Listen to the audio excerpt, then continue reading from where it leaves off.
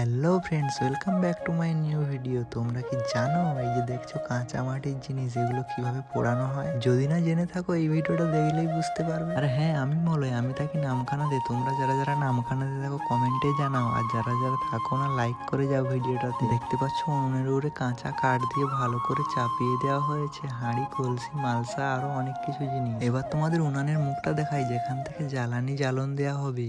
এই হচ্ছে উনানের মুখ।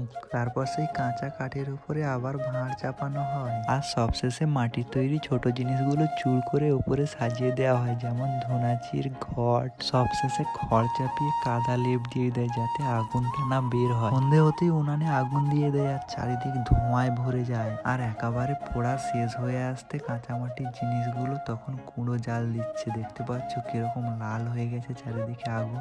ভেতরটা পুরো রক্তের মতন লাল হয়ে গেছে, আর ওপরটা আগ্নেয়গিরির লাভার মতন লাল হয়ে গেছে পুরো।